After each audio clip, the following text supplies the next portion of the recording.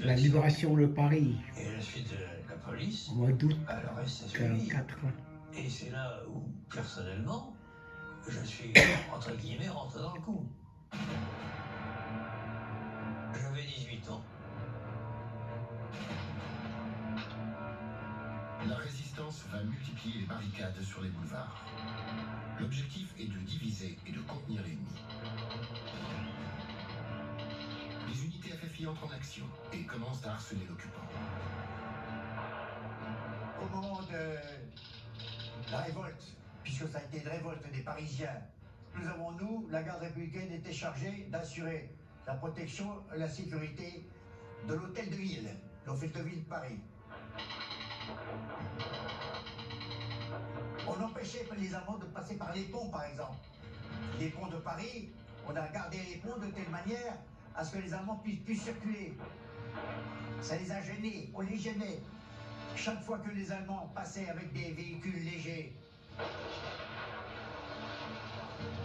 on engageait et redescendait les gens. Et quand on multiplie ça, c'est beaucoup. Vous connaissez le principe de la petite mouche, quand il y en a une, quand il y en a deux, quand il y en a trois, quand il y a tout un essaim.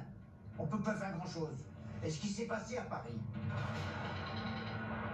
Pendant plusieurs jours, les Parisiens se rebellent en faisant preuve d'un courage exceptionnel. Mais les pertes sont élevées et les armes manquent. La situation risque de devenir explosive. Paris peut retomber aux mains de l'ennemi si les Alliés n'interviennent pas immédiatement. Nous étions une vingtaine derrière le portail de l'hôtel de ville. Et nous étions là avec notre pauvre fusil chacun. Quand nous avons vu arriver ce char et qu'il a pointé son canon sur le portail, Les ordres sont donnés, on ne tire pas. Parce qu'on n'avait pas d'armement. Oui, c'est pas contre une colonne de chars. Et à ce moment-là, forcément, il y avait un motard allemand qui était devant. Et il y a un génie des filles qui était là, qui prend son flingue et pom, le motard en l'air. À ce moment-là, le canon est dirigé vers l'hôtel de ville. tous nous avons dit c'est la fin. Est-ce qu'il l'a fait exprès? On ne saura jamais. Est-ce la chance? Il y a un coup de canon qui a été tiré sur le coin d'hôtel de ville. Et puis la deuxième chance, ils sont partis.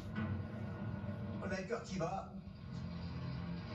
Et ce moment-là sont les moments, on les oublie pas. N'oublie pas. Sous la pression conjointe du général de Gaulle et de la résistance française, le général Eisenhower, chef de l'armée américaine, est finalement convaincu que Paris ne peut être contourné. C'est la deuxième DB qui sera à la manœuvre, avec l'appui de troupes américaines. Il faut sauver Paris. C'est ce qui s'impose. Il est hors de question qu'il y ait des destructions humaines et immobilières massives. Il faut sauver Paris. C'est ce qui est la priorité. On lui dit mouvement immédiat vers Paris, c'était le mot qui passait d'unité en unité. Allez sur Paris, foncez sur Paris. Rien ne nous aurait arrêtés. Le 23 au petit matin, les colonnes de véhicules progressent dans de très mauvaises conditions. Sous la pluie, l'orage, etc., cette journée du 23, quand on y réfléchit, c'est extraordinaire. 4000 véhicules, 15 000 hommes qui déboulent de cette région de Normandie, des environs d'Argentan, pour se retrouver à Rambouillet avec le ravitaillement essence qui a été mis dans la nuit, etc. C'est formidable. Pendant que les hommes de Leclerc foncent en direction de la capitale, dans le sud, les troupes du général de Montsabert, poussant au-delà de Toulon, ont investi l'agglomération de Marseille. Delattre dit à Montsabert, il n'est pas question d'entrer dans Marseille. Vous investissez, vous entourez, hein, puis on verra. Alors Montsabert est un peu vexé, et Montsabert lui dit, bah, écoutez, là, il y a ce ruisseau, là, il s'appelle le Jarret. Ce ruisseau, on n'ira pas plus loin. Très bien. Et puis le matin, hop, ils partent. Alors les tirailleurs d'abord, et puis les chars des cuirassiers qui suivent. Ils avancent, ils se retrouvent, où, au Vieux-Port. Parce que le Jarret, il est souterrain, il est couvert. Donc ils l'ont passé, mais ils l'ont jamais su. Cette progression fulgurante est relative à la situation qui règne depuis peu dans la cité phocéenne. Comme les Parisiens, les Marseillais se sont soulevés avec l'aide des FFI. Les Allemands ont été contraints d'abandonner des quartiers entiers de la ville et ont trouvé refuge dans quelques ouvrages de défense. Les troupes de Montsabert sont face à des objectifs à anéantir clairement identifiés. Dans l'après-midi du 23 août, Leclerc arrive à Rambouillet. Il est à une trentaine de kilomètres de Paris. À 18 h, chaque groupement reçoit sa mission pour la journée du 24. Progresser en banlieue suivant deux axes, sud et ouest, pour s'emparer de Paris le jour même, tout en assurant la défense des ponts sur la Seine. Le 24 au matin, démarrage, ça roule assez bien. Et puis, vraiment, au moment où on commence à casser, c'est freine, la croix de Berny. Alors là, c'est très dur. Il y a vraiment de la casse. On ne passe pas comme on peut. C'est la bataille, c'est la guerre. Et puis, c'est là que Leclerc accroche Braun et puis lui dit de foncer sur Paris. La progression est retardée. Leclerc doit temporiser. La décision de faire partir le capitaine Braun en éclaireur dans Paris est destinée à soutenir le moral des Parisiens. Braun arrive en pleine nuit place de l'Hôtel de Ville. La nouvelle fait le tour de la capitale. Les cloches sonnent. Paris n'attend plus que ses libérateurs. Demain sera un grand jour.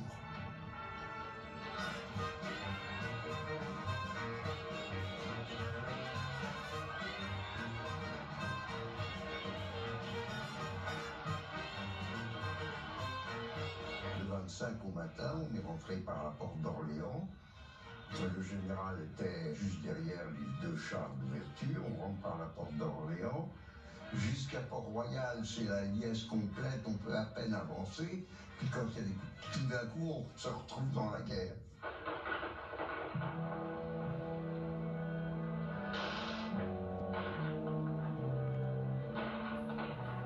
Il y a la foule, puis ça tire, il n'y a plus personne, on se retrouve tout seul à faire la guerre. Enfin, on ne sait pas où les gens... Puis ça revient, les filles qui veulent monter sur les chars, vous embrasser, etc., vous offrir de champagne, de une boisson quelconque. On passe d'un état à un autre avec une brutalité assez inimaginable. Mais Paris ne tombe pas sans combat. La division Leclerc doit affronter de nombreux foyers de résistance, notamment devant le Quai d'Orsay et au Sénat, siège de l'état-major de la Luftwaffe. Devant le fanatisme des Allemands, le recours aux blindés est nécessaire. Les combats acharnés vont durer toute la journée avant que l'ordre de cessez-le-feu ne soit proclamé. Enfin, à 18 h 45, la bataille du Sénat prend fin. Il y avait dedans, je crois, 2 ou 3 panthères et des chars de récupération de l'armée française. Enfin, il y avait du gros matériel, il y avait peut-être 1 millier d'hommes.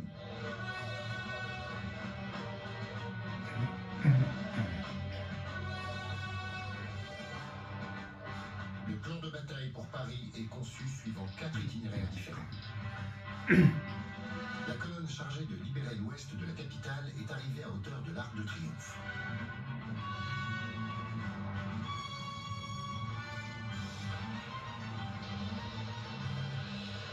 Et sous l'Arc de Triomphe, on avait fait prisonnier des officiers allemands.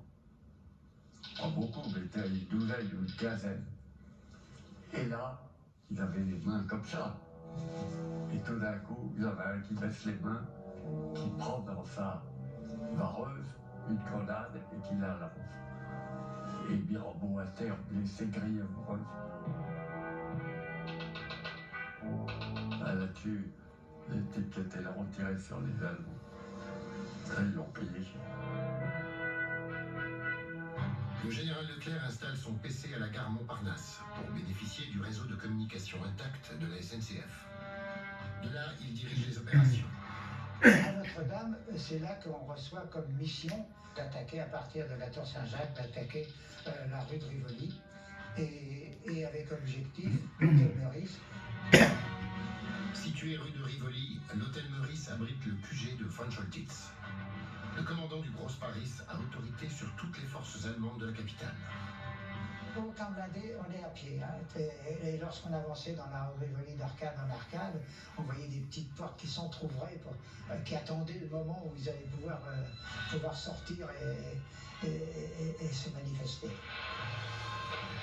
On balance quelques grenades offensives et puis les officiers allemands sont descendus et se rendaient. Et la von Choltitz s'est rendu immédiatement. Et alors là, on est obligé de les protéger parce qu'il y a la foule qui arrive et qui veut les lyncher. Plusieurs milliers de prisonniers allemands sont conduits sous bonne escorte à la préfecture de police.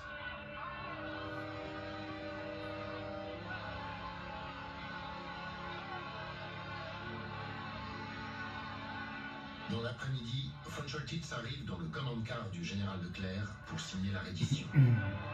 Tous les soldats allemands ont désormais l'ordre de se rendre.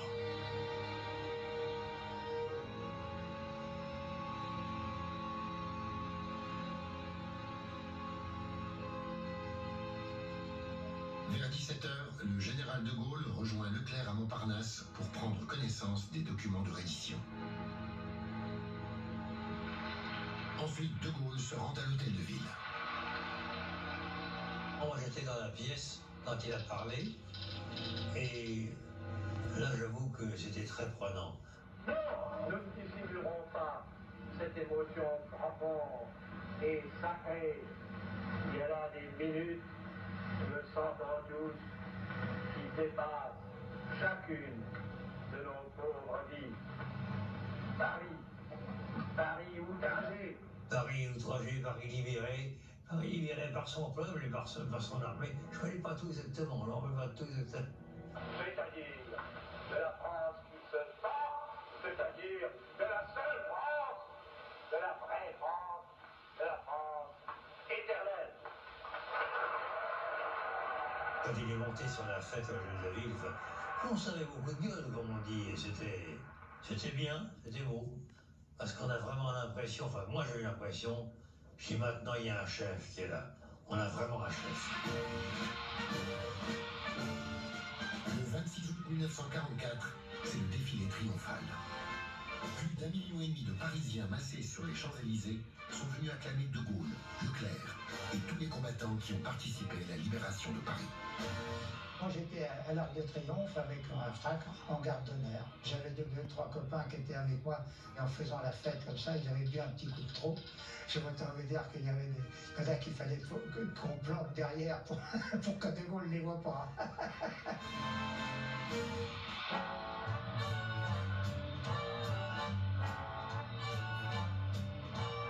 Dans cette journée mémorable, c'est l'euphorie parce qu'on est entouré de tout le monde qui vient. Alors, on avait fait la route de Normandie, on ne s'était pas lavé, rien du tout. On avait de la crasse un peu sur les joues, mais la crasse plus le rouge à lèvres, ça faisait une sacrée marmelade.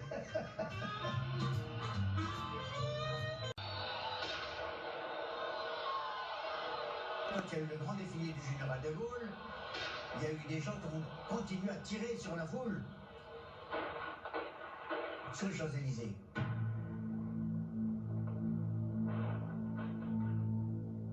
Je suis parti avec plusieurs camarades chasser les collabos qui se réfugiaient sur les toits et qui, sur les toits, tiraient sur les gens. Alors, nous avons fait le nettoyage et pendant toute une journée, nous avons chassé les collabos qui étaient sur les toits.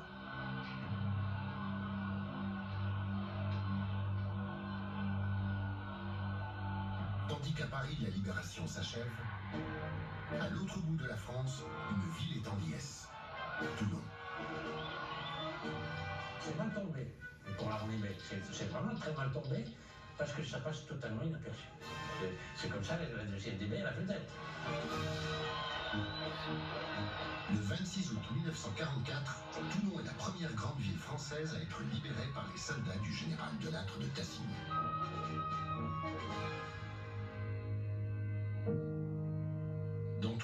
l'arsenal n'est plus qu'un amas de ruines à cause des bombardements alliés qui ont précédé le débarquement. La rade porte également d'autres stigmates, ceux du sabordage de la flotte française en novembre 1942. Là, on a vu ce spectacle épouvantable de la flotte sabordée. Les officiers de marine se sont comportés d'une façon scandaleuse parce qu'ils ont eu l'occasion de rejoindre De Gaulle quand les Allemands ont occupé la zone dite libre. Au lieu de rallier De Gaulle, ils ont démoli leur flotte. Le 27 août, la plus grande partie de Marseille est en main française. L'ennemi ne tient plus que les installations portuaires et quelques points au nord de la ville. Les Allemands se sont bien battus pour retarder le plus possible, parce qu'ils voulaient empêcher la remontée de l'armée française vers le nord. Et puis alors on a réussi à négocier avec le commandement allemand qui a fini par se rendre. La masse de prisonniers était considérable. Il était entendu que les Allemands assuraient eux-mêmes leur propre nourriture pendant plusieurs jours, de façon à ce qu'on n'ait pas ce problème de nourrir une quantité importante de prisonniers alors qu'on avait très peu, on avait à peine ce qu'il fallait pour nous-mêmes. The capture of Marseille came with breathtaking speed. French colonial troops were in the vanguard as citizens poured into the streets to greet their liberators. Ainsi, en moins de 12 jours, l'armée B aura remporté la bataille de Provence. Elle est en avance d'1 mois sur les prévisions les plus optimistes du haut commandement allié.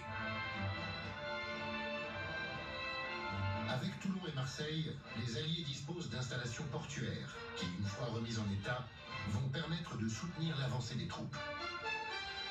Mais pour l'heure, l'allure trop rapide des armées bouleverse la logistique et les plans de ravitaillement.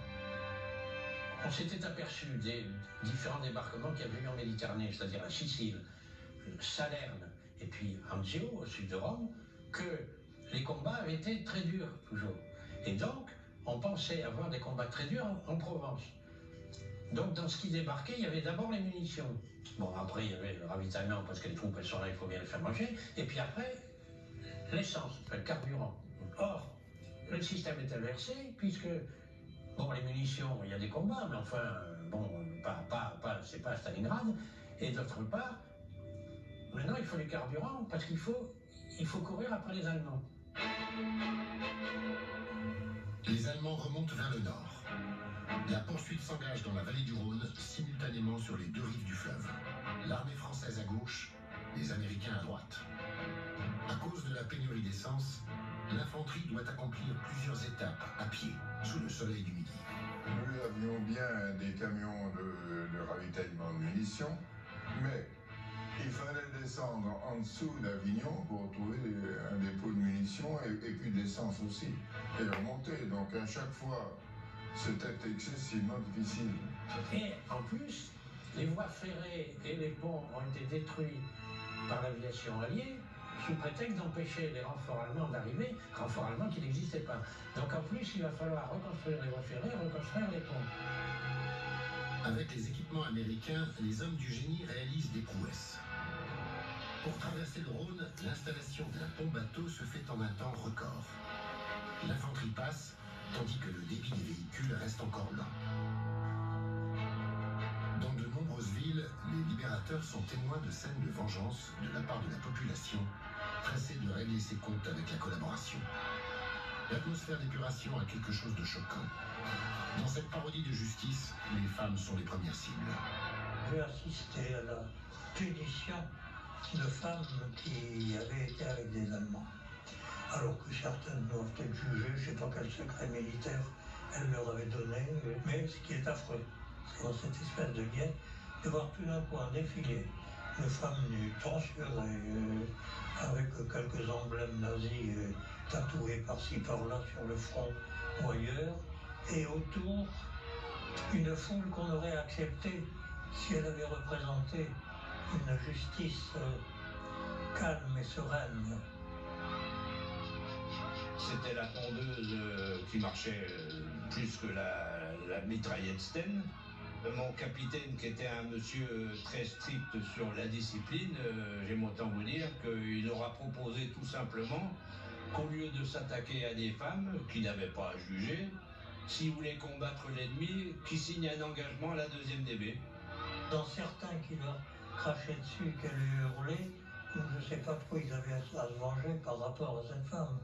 C'est pas ces femmes qui les avaient bombardées, c'est pas ces femmes qui les avaient privées de nourriture pendant la guerre. Cette forme de châtiment qui venait au bout de nos combats ne semblait pas correspondre à nos combats. Dans le canal rhodanien, les troupes rencontrent relativement peu de résistance. La 19e armée allemande, commandée par le général Wiese, a largement décroché depuis le Midi, pourchassée et décimée par l'aviation alliée. Les soldats de la Wehrmacht ont reçu l'ordre de se replier à marche forcée vers les Vosges. Ils veulent ainsi éviter d'être coupés de leur base par les deux armées alliées, qui cherchent à se rejoindre. Un engagement va s'avérer décisif dans cette bataille de France. L'appui des combattants FFI. Ces soldats maquisards des forces françaises dites de l'intérieur viennent grossir les rangs de l'armée B au fur et à mesure de son avancée. Nous rentrons au matin du 3 septembre dans Lyon. Nous, les FFI de l'Ouest, nous venions de l'Ouest. Les FFI des Alpes, eux, étaient descendus de l'Est et arrivés par la porte sud, les gens qui avaient débarqué en Provence, qui s'appelait encore l'armée B. Et on rentre dans une rue de Lyon pour arriver sur la Saône. On entend des détonations et on s'aperçoit que les balles qui ricochaient, c'était sur nous qu'on tirait. En pénétrant dans Lyon, le soldat FFI Goto Lapère est victime d'une méprise de la part des soldats français. On nous a pris pour des miliciens. Nous étions habillés en aviateurs, c'est-à-dire en bleu marine foncé. Et nous n'avions pas le calot des aviateurs, nous étions avec des bérets noirs. Depuis la veille. Néanmoins, quelques coups de feu partent depuis les toits et déclenchent une fusillade.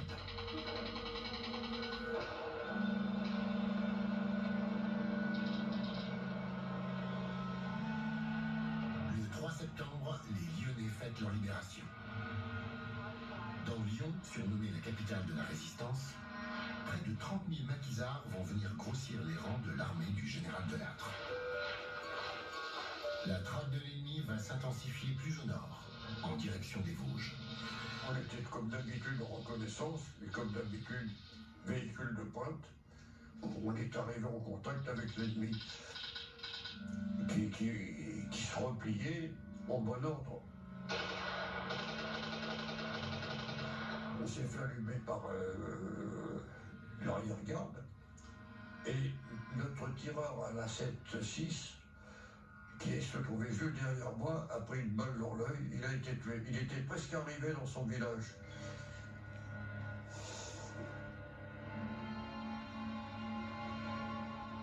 J'ai repris le volant et on est parti. Là, on a fait un massacre. Devant l'avancée alliée, désormais c'est la totalité des troupes allemandes qui refluent pour protéger le territoire du Reich. De l'autre côté de la Loire, vous aviez une armée allemande qui était toutes les armées allemandes du sud-ouest, Bordeaux, même Toulouse, qui avaient au départ eu comme direction et mission vous porter en Normandie pour s'opposer au débarquement. Or, ils n'ont pas pu. Ils n'ont pas pu parce qu'ils n'ont trouvé que partout que des ponts sautés, que des locomotives sabotées. Donc, direction l'Allemagne, l'a trouvé entre les Vosges et la Suisse. Parmi ces forces allemandes qui reviennent du sud-ouest, il y a un train blindé qui a l'intention de protéger le repli des forces qui viennent du sud-ouest. Parce que le train blindé, c'est des canons, des mitrailleuses, c'est du costaud.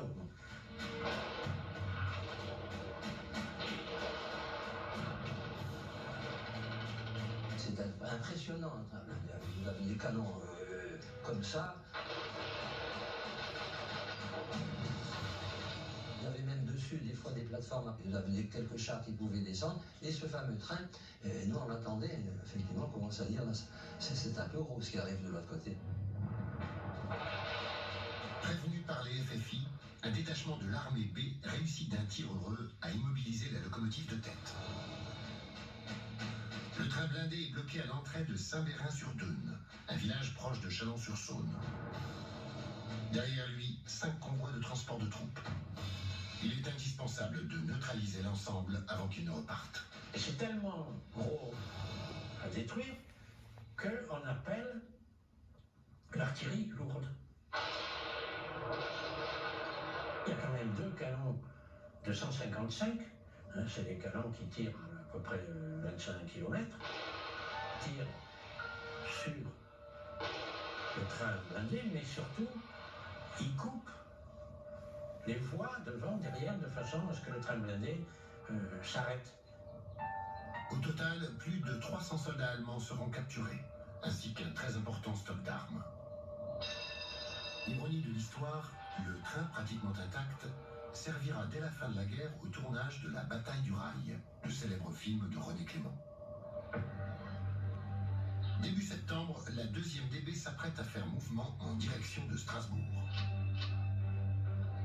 Toute la division procède aux derniers préparatifs, de même que les Rochambeaux. Encore en sursis, les infirmières n'ont toujours pas reçu confirmation de leur engagement après Paris. Un jour, on m'a annoncé que le général Leclerc venait nous voir à Bagatelle. On avait mis nos ambulances là. Et alors on se demandait ce qu'il allait nous dire. Et puis il nous a fait un petit discours et il a dit « Je vous garde ». Le 8 septembre 1944, la 2e DB fonce avec l'objectif d'affronter les 1ère et 19e armées, équipées des chars les plus modernes du moment. La division progresse à un train d'enfer. Le 11 septembre, elle est aux portes de la Lorraine. À Vittel, les soldats découvrent avec stupeur un camp d'internement improvisé dans le centre de la ville par les nazis. À l'intérieur, 3000 ressortissants anglais et américains, coincés par l'invasion allemande, sont retenus prisonniers depuis le début de la guerre.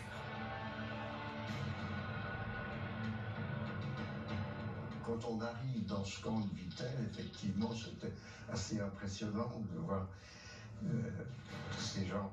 Il y avait deux foules qui s'assemblaient. Et quand ils nous ont dit que c'était des prisonniers, il y en avait des Anglais, des Américains. Puis nous, on était Français, ça paraissait bizarre. Nous, on était habillés comme des Américains, puis comme des Français. Et ils étaient contents de nous voir aussi. Leclerc, en se faisant ouvrir les grilles, leur adresse le discours. L'Angleterre nous a offert l'hospitalité en 1940 et nous a soutenus. L'Amérique nous a donné des armes et combat sur notre sol. Je suis heureux qu'il soit donné à un général français de vous rendre votre liberté. Vittel libéré, les habitants signalent aux soldats de la DB une concentration importante de chars allemands autour du village de Dompierre. De toute évidence, l'ennemi prépare une contre-offensive. L'arrivée surprise de la DB va bouleverser leur plan. Les Allemands sortaient de Dompierre et nous, on allait rentrer dans Dompierre. Alors, ils ont tiré les premiers. Là, ça va vite, hein. Le Provence, inutilisable dans l'immédiat. L'Istérel, il a pris un obus sous les chevilles et sont restés figés sur place.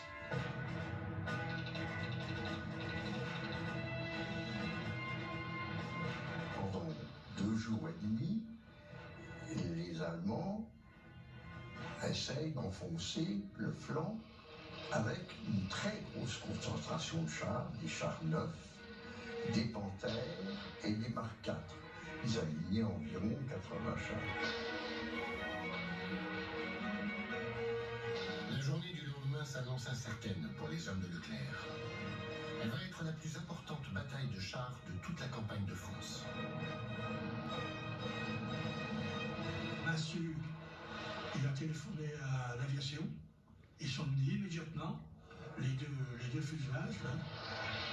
Tout ce qui bougeait aux alentours de Dompierre, qui n'avait pas les faillons de la DB, le panneau orangé derrière, était systématiquement détruit. Sans l'aviation, on était mal quand même. Les Thunderbolts faisaient des piquets des fois à 200 mètres devant nous pour descendre les blindés allemands. Il a coup de chance. Le char de commandement qui a été détruit dans les premiers. C'est magnifique à voir. Hein. C'est dégueulasse de dire ça. Mais c'est comme ça. Ils piquaient, carrément. Et quand ils partaient, ils avaient détruit un char, ils nous faisaient des battements d'ailes. Ça voulait dire, allez-y les gars. Au sol, entre Dompierre, Ville-sur-Illon et Damas, se livre une bataille meurtrière pour les Allemands comme pour les hommes de la DB. Comme on est déjà par rapport à eux en haut, on les voit, ils essayent de se débiner, ils sont dans un piège, ils sont dans un traquenard épouvantable. Nous on est au-dessus, on attend que l'ordre de les finir.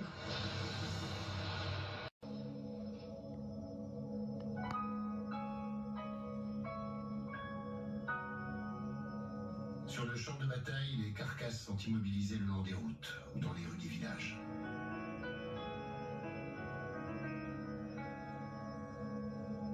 « 69 chars allemands ont été détruits. La majorité d'entre eux sortaient tout juste des usines du Reich.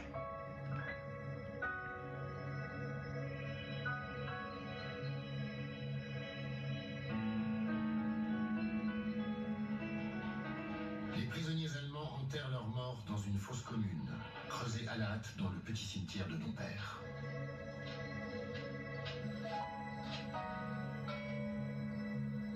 Un peu plus tard, les hommes de la DB assistent à un service funéraire en l'honneur de leurs 47 compagnons, tombés pendant la bataille.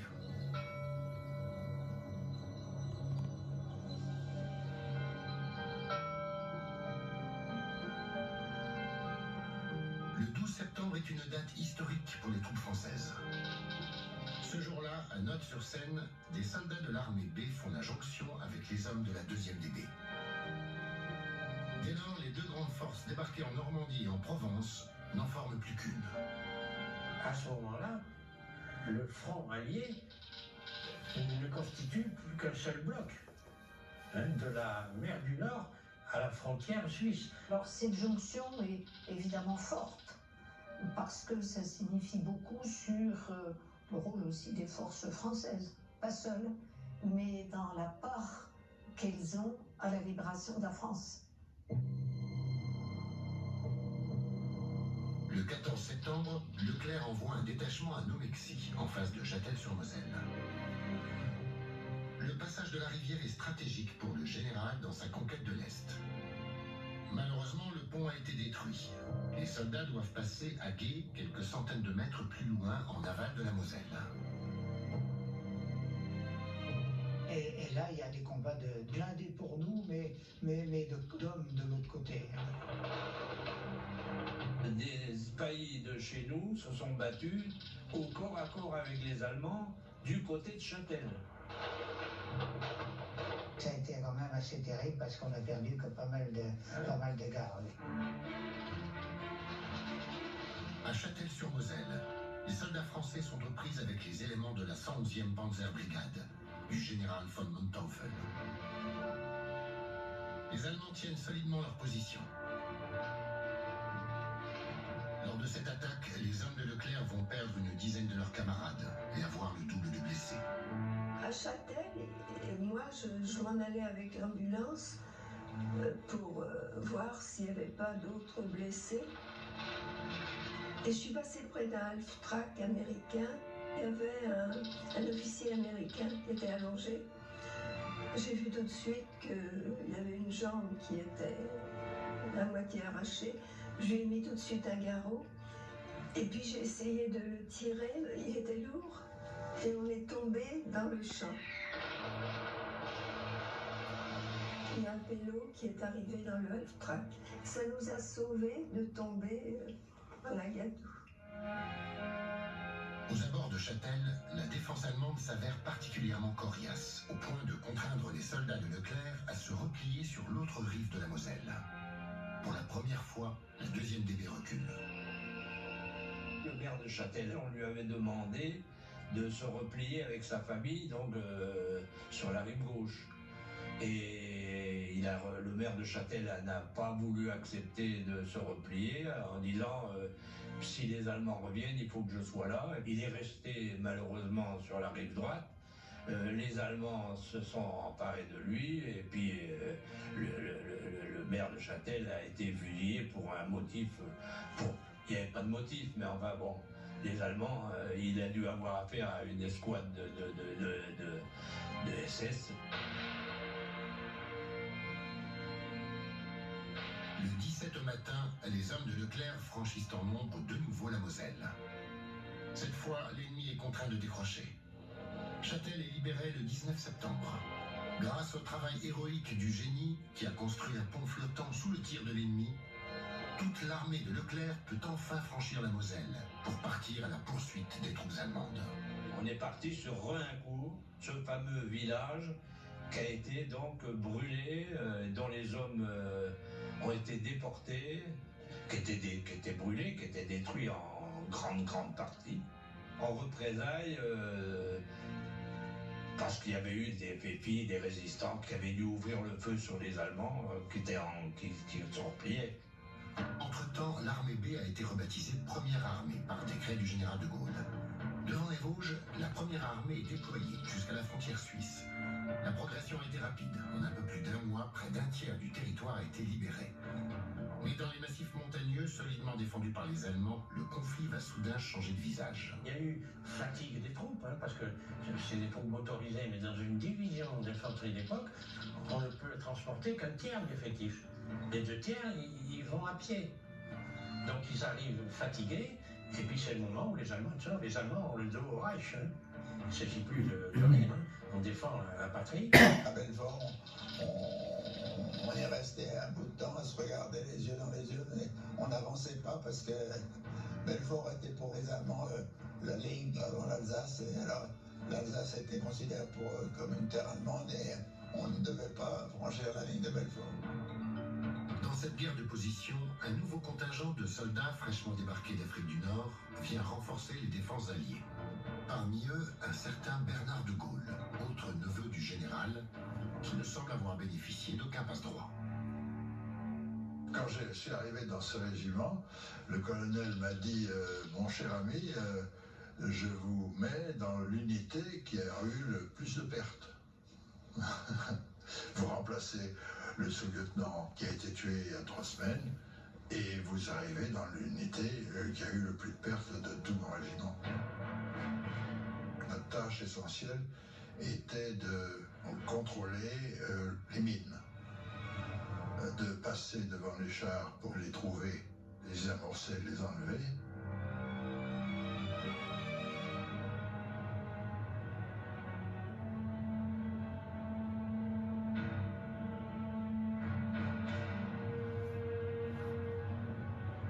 C'était surtout des mines antipersonnelles, on appelait ça les choux-mines. La choux, ça veut dire le pied. C'est la mine qui vous enlevait un pied quand vous sautiez dessus. Les blessés que j'avais relevés par mine avaient des blessures effroyables, des membres inférieurs disloqués, des ventres ouverts, des tripes à l'air. J'avais très peur. La mine était un explosif et son réceptacle était une boîte en bois. Il y avait juste le percuteur qui lui était forcément en acier, mais c'est une toute petite aiguille, un percuteur, donc les poils à frire les détectaient rarement. Il fallait vraiment les détecter à l'œil. Le front s'étire désormais sur une ligne de plus de 120 km.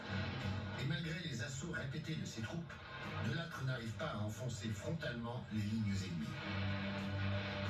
Les Allemands se défendent avec une vigueur inattendue.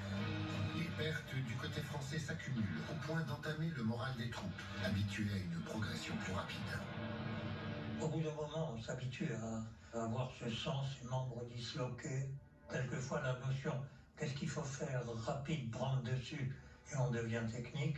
Et de temps en temps, vous êtes pris d'angoisse devant certaines blessures, mais qui sont comme augmentées, aggravées par le regard du blessé. Le jeune de 20 ans, affolé, perdu, angoissé, ou qui s'enfuit la vie, sa blessure vous est beaucoup plus difficile à supporter.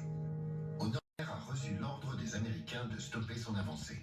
Pendant un mois, les positions des hommes de Leclerc vont rester statiques. Fin septembre, on est arrivé à Glonville, donc village devant Baccarat. Et là, les Américains nous ont donné l'ordre de tenir sur la Meurthe et puis d'attendre que l'offensive peut-être était prévue plus tard pour l'Alsace. On enterre nos chars, on fait des trous pour les hommes et on vit en approchant un petit peu la guerre de position que peuvent avoir connue nos parents en 14-18.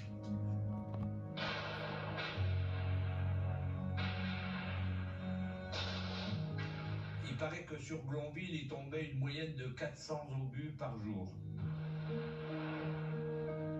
De jour et nuit, on était bombardé par l'artillerie allemande. C'était ou les obus d'artillerie qui ont un bruit particulier quand un obus passe au-dessus de vous. Quand vous l'entendez, c'est qu'il n'est pas pour vous. Quand il est pour soi, c'est trop tard, on l'entend pas. Et puis ils avaient des orgues de Staline. Donc eux, ils avaient aussi des lance-roquettes, les Allemands. On appelait ça le train bleu. Les roquettes faisaient un bruit un peu spécial. Un élément s'avère déterminant dans cette bataille de France. L'emploi du Piper Cub. Depuis la libération de Paris, l'ancien chef de char, Gérard de Chonac-Lanzac, fait la guerre sur ce type d'avion. Dans ces avions, on survole les troupes et nous, en avion, on renseignait l'état-major du général de l'Orglade des troupes que l'on pouvait voir. Devant Baccarat, la 2e division blindée dispose de 8 avions de reconnaissance. Ah ben je suis à côté du capitaine Rousselier à sa gauche. Là on fait le plein du Piper et je monte dans l'avion.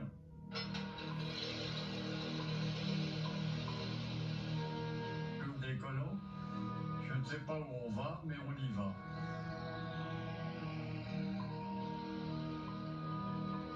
En vol, les Piper Cub restent en liaison constante avec le PC et les batteries d'artillerie. Les artilleurs, les batteries tiraient. Et c'était très facile pour nous de dire non, là vous tirez à 200 mètres de trop, ou au contraire 50 mètres avant. Donc de pouvoir bien cibler la cible, et comme on n'était pas très haut, on les voyait admirablement. À la fin du mois d'octobre, Leclerc peut envisager de faire sauter le bouchon de Baccarat. Il dispose d'une somme d'informations conséquente. Dans cette région, la résistance est bien implantée. Une jeune femme FFI, Marcel Cuny, apporte les renseignements précis qui permettent au général Leclerc d'organiser la prise de Baccarat. Pour la prise de Baccarat, Leclerc va faire preuve d'un incroyable sens tactique. Il y a un sous-groupement qui va directement sur Baccarat, alors que le sous-groupement que j'appartenais, on est passé par la forêt de Meudon et la ferme de Gramont. C'était quelque chose d'extraordinaire, puisqu'il y avait des chemins dans cette forêt de Meudon qui étaient très boueux, qui étaient embourbés, c'est une catastrophe. Il empierre des itinéraires dans la forêt qui permettront le 31 au matin aux chars de déboucher de la forêt. Revanche de l'histoire. Ce sont les pierres du village de Rohincourt, martyrisés par les Allemands, qui vont contribuer à leur perte. Un plan d'attaque minutieux. Un déplacement des sous-groupements organisés comme un balai. Des pertes très limitées. La bataille de Baccarat sera comparée à un menuet. On arrive sur l'arrière de Baccarat et alors là, tous les Allemands se sont rendus complètement là. Il y a eu peu de casse à Baccarat finalement. Dans la cristallerie de Baccarat, épargnée miraculeusement, Leclerc va sabler le champagne dans un service qu'avait commandé le maréchal Göring.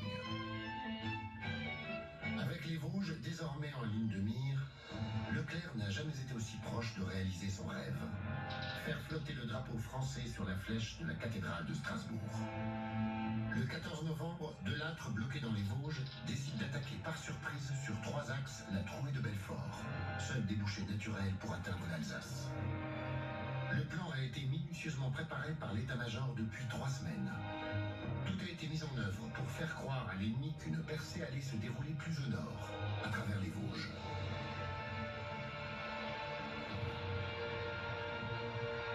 On est arrivé jusqu'au fort du Lion, où on s'est arrêté là, et les gens sont venus nous embrasser, tout ça. Ils ne se rendaient même pas compte qu'ils pouvaient se faire allumer eux aussi, parce que le fort du Lion était à proximité, et était encore occupé par les Allemands. Le général allemand se rend. C'était la période où les Allemands se savaient battus. Hein. Et donc, ce général allemand a pensé qu'il valait mieux sauver la vie de ses hommes. Il n'était pas prêt à se faire tuer pour rien. Donc, il donne l'ordre à ses troupes de cesser le combat. Et on continue à tirer depuis le fort. Il tirait sur la ville, c'est-à-dire qu'il tuait des civils. Ce qui était absolument scandaleux, quoi. Donc on remonte, on est sur la hauteur, il y a les types qui sortent en levant les bras, types s'alignent, et c'était de la division Charlemagne, c'était des Français. Frank Reich, il dit « Nous sommes Français comme vous !» Et Goebbels dit « Vous n'êtes pas des Français, vous êtes des assassins !» Et il donne l'ordre à sa mitrailleuse de les descendre.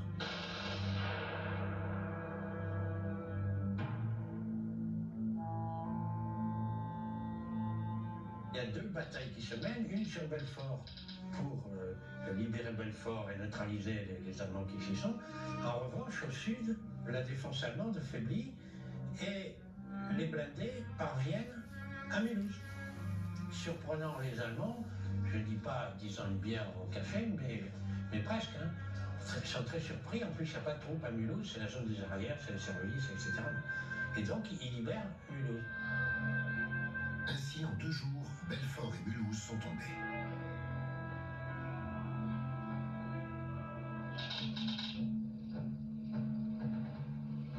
Le 20 novembre 1944, Leclerc lance son attaque contre Strasbourg par plusieurs itinéraires.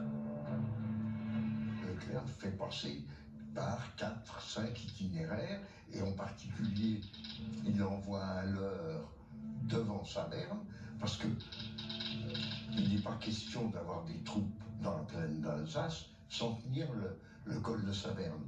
Mais le col de Saverne, c'est là où les Allemands nous attendent.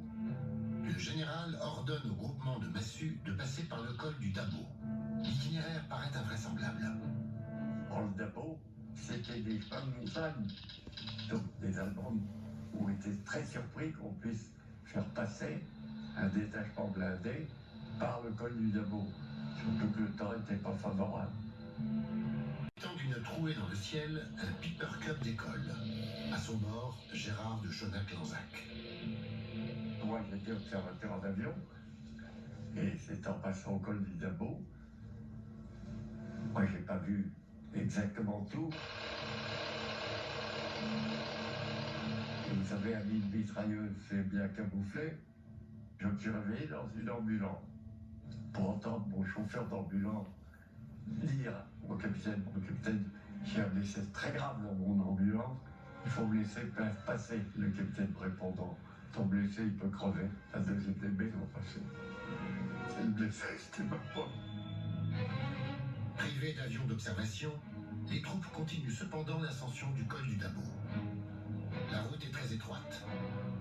La percée va surprendre et désorganiser entièrement les lignes de défense allemandes.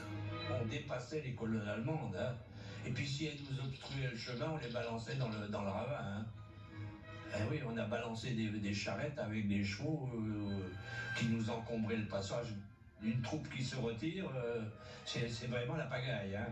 Il y a du monde, il y a des Allemands en retraite, des canons tirés par des chevaux, avec un coup de cul de char qu'on envoie dans le ravin. On fait marcher les sirènes en plus.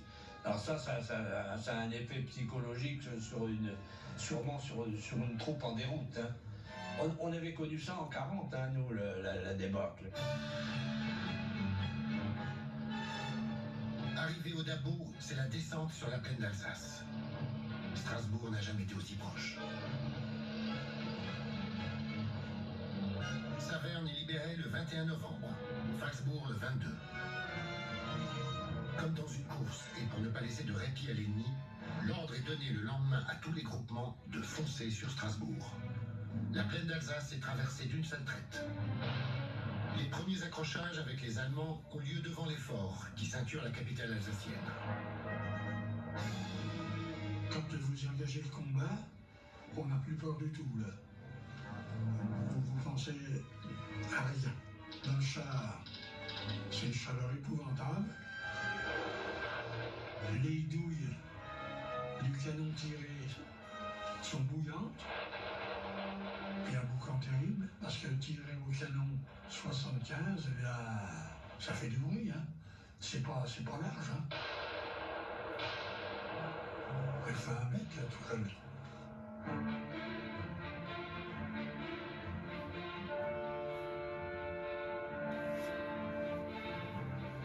Nous sommes les premiers à entrer à la porte de Pierre, et à chaque fois qu'on disait il y a ceci, il y a cela, à la radio on nous répondait foncez, vous occupez pas.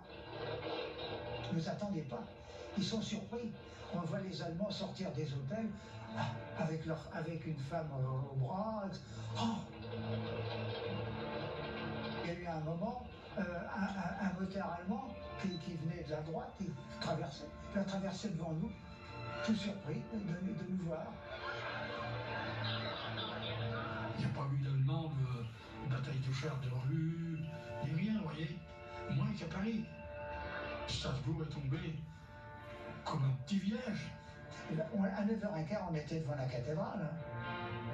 Dans la matinée du 23 novembre 1944, les 3 couleurs françaises flottent sur la cathédrale de Strasbourg. Leclerc peut être satisfait. Mais la mission de la 2e DB est loin de s'achever. Notre mission était de foncer vers Kehl de manière à protéger le pont. Mais malheureusement, le pont a sauté l'après-midi. Les combats sont concentrés le long du Rhin. L'ennemi verrouille l'accès vers l'Allemagne. Une garnison allemande recluse dans le fort Ney est encerclée par des éléments de la DB. Elle finit par tomber. Alors Leclerc sait à ce moment-là qu'on est dans Strasbourg et que le gros de la colonne a fait prisonnier Waterroth qui commandait Strasbourg, hein, général Waterroth. Dans le secteur de Strasbourg, le général Waterroth ainsi que 5000 soldats allemands sont faits prisonniers.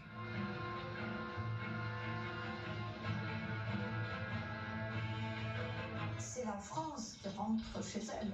C'est un geste fort. C'est un pas vers la geste finale et la fin, espère-t-on, de la guerre. Fin novembre, les soldats des armées françaises positionnés au nord et au sud de l'Alsace prennent en tenaille les troupes allemandes regroupées dans la région de Colmar. L'occasion est inespérée de pouvoir anéantir l'ennemi avant l'hiver. Nous sommes furieux de voir que la première armée, depuis la trouille Belfort et Mulhouse, ne remonte pas pour faire la jonction avec nous. C'est vraiment incompréhensible, historiquement c'est incompréhensible. Bon, le général de Lattre est malade, il est dans son lit à Besançon, donc il voit peut-être les choses. Ils sont arrêtés. Ils sont arrêtés, donc on perd l'occasion de régler le problème de l'Alsace et de la libérer totalement. Les positions sont gelées et les soldats le sont tout autant. À partir de novembre 1944, ils vont vivre l'un des hivers les plus rigoureux de toute la guerre. C'était la boue, c'était froid, et il y avait les pieds gelés. Les souliers américains n'avaient pas bonne réputation. Nous n'avions pas de bonnes chaussures. Les chaussures de l'armée américaine n'étaient pas prévues pour ça. C'était des chaussures de cuir qui n'étaient pas étanches. Vous voyez ça dans la neige ou la glace. Comment on pouvait se tenir avec ça? Je me souviens un matin avoir été obligé pour pouvoir faire marcher le char, d'avoir pris un casque et d'avoir mis de l'essence dedans pour pouvoir, dans ce casque américain, réchauffer l'huile qui était des moteurs qui étaient gelés à l'intérieur, qui étaient comme de la mayonnaise, si vous voulez. Ah ben, moins 20 degrés la nuit. Ça, c'est... Ah oui, les pieds gelés, la oui, non, ça a été les plus mauvais moments. Et surtout, on avait l'impression d'être mal commandé. Depuis la libération de Strasbourg, un fait nouveau s'est produit. Dans le but de regrouper les forces françaises engagées en Alsace, la 2e DB est passée sous les ordres du général Delattre. Une situation redoutée par Leclerc. Leclerc est un enfant gâté, je crois qu'il a, j'ai calculé, il a 13 ans de moins que Delattre, donc c'est une autre génération. Hein, il est passé de capitaine à général de brigade d'un seul coup. Donc évidemment, pour les autres, ils le regardent encore pour un super capitaine. Vous savez, les grands chefs entre eux, hein, on sait se manger le nez, comme on dit. Et ce qui met le feu aux poudres, c'est que Leclerc envoie des lettres au général de Gaulle en lui disant « Je ne veux plus servir sous les ordres de Delattre, il est comme ci, il est comme ça ». Il fait des rapports. Ben, les reproches, c'est que Delattre fait n'importe quoi, qu'il ne donne pas d'ordre, qu'on ne sait jamais ce qu'il veut faire, que tout est flou, que c'est un mauvais tacticien, qu'il n'attaque pas du bon côté. Enfin, c'est un véritable réquisitoire. Il y a bon nombre de disputes, il faut bien dire, sur les méthodes de commandement et les manœuvres adoptées. Il y a contestation du général Leclerc qui conteste l'utilisation de petits groupes de blindés vers un objectif alors qu'il est partisan et formé à l'école américaine de mettre le paquet sur l'objectif pour forcer l'obstacle. Delattre était un fantassin.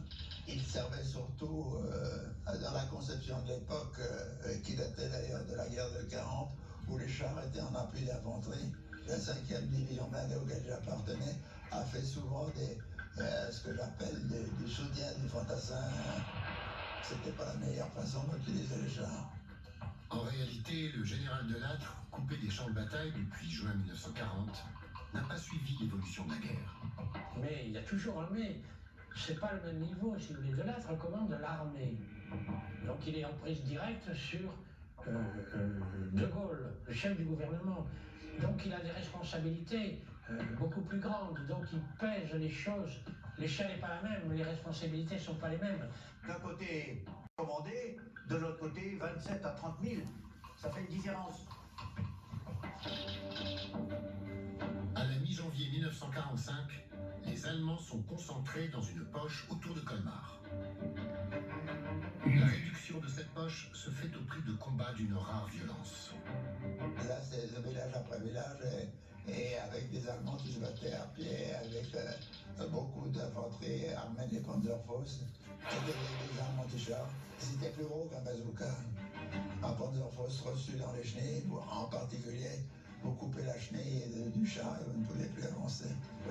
Pour la prise de Gruschenheim au carrefour 177, en 10 minutes, 3 chars sur 5 démolis et 9 camarades au tapis. Vous vous rendez compte?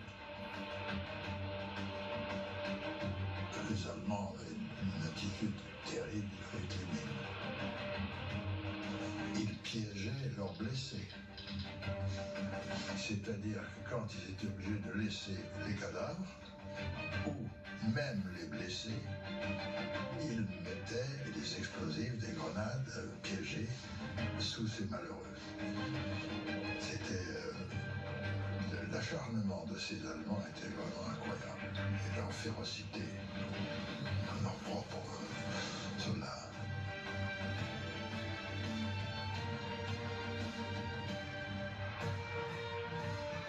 Le général Delattre, qui a fait de la libération de Colmar une affaire personnelle, peut savourer sa victoire.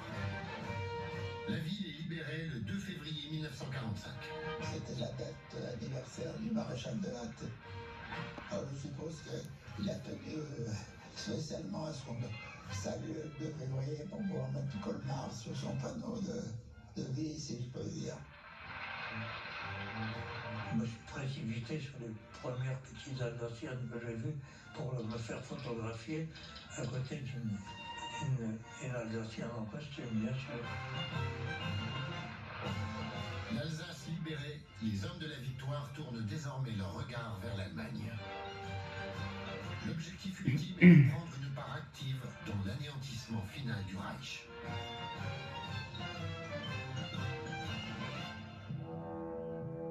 Vers la fin du mois de mars, les hommes du général Delattre franchissent le Rhin.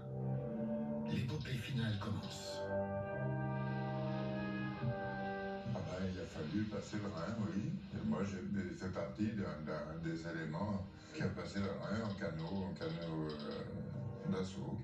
L'entrée en Allemagne, finalement, alors bon, c'était la consécration, c'était la revanche. La guerre allait avoir lieu sur leur territoire. C'est du moins ce que j'imaginais, mais en fait, il y avait un bon moment que l'aviation avait porté la guerre sur le territoire allemand.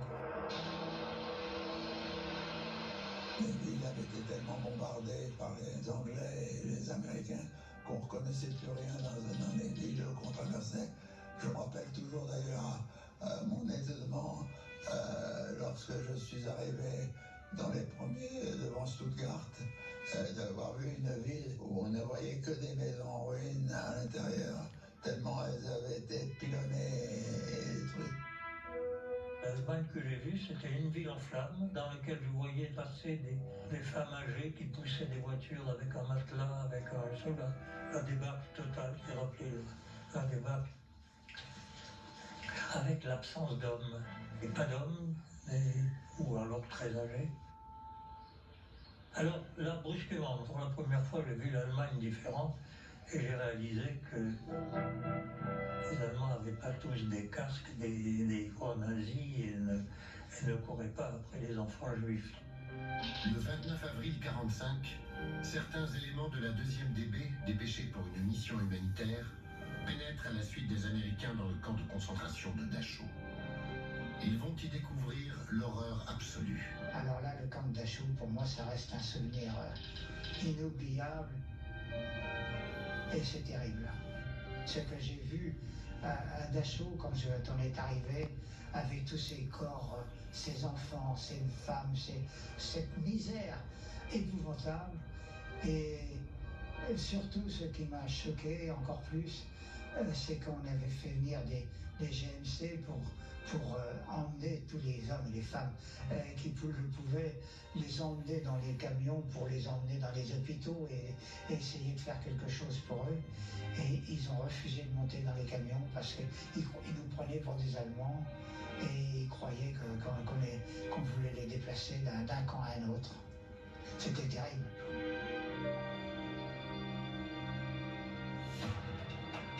Au même moment, le gros des troupes de la 2e DB est en vue des Alpes autrichiennes.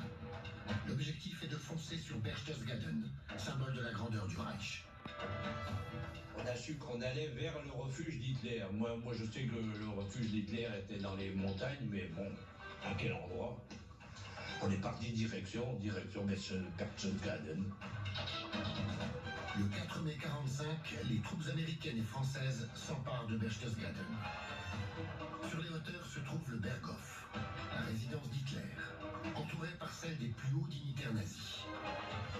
Les derniers foyers de résistance sont constitués d'irréductibles SS. Au Berghof, ils ont laissé derrière eux un champ de ruines. Et je suis monté au Berghof, là où étaient installés les chalets de Göring, Goebbels, Himmler, etc. La seule que j'ai visitée, c'est celle d'Hitler. Elle était ravagée. La grande baie qui donne sur la montagne était sautée. Et en plus, il y avait des souterrains invraisemblables. Sous la maison du Führer, un dédale de souterrains témoigne de la mise à sac volontaire des SS. Rien n'a été épargné. Les œuvres d'art pillées s'entassent dans un chaos indescriptible. Ensuite, les soldats de la DB investissent le nid d'Aigle, le chalet d'altitude du Führer, situé à plus de 1800 mètres d'altitude. Ultime refuge, construit sur un pic rocheux, d'où furent prises tant de décisions qui allaient bouleverser le monde. voir cet énorme drapeau français sur la terrasse d'Hitler, c'est pas mal. C'est quand même une bonne fin et une belle conclusion. Il y avait des caves avec des vins de grande qualité. Quand je voyais comment les Américains pouvaient boire du Bordeaux, des Saint-Émilion, je me disais, mais ça coulait n'importe comment. Je me disais, mais mon Dieu, donnez-les-moi, je vais les garder précieusement. J'ai simplement pris les bouteilles de vin qui étaient réservées pour Hitler.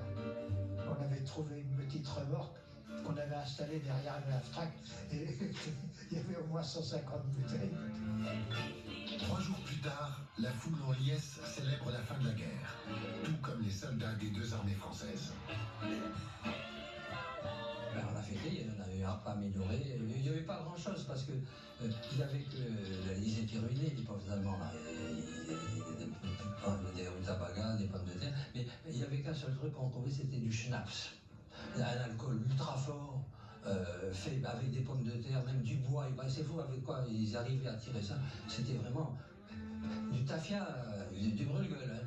Le 8 mai 1945, nous avons été convoqués. Toute la batterie a été convoquée pour entendre à la radio le discours du général de Gaulle.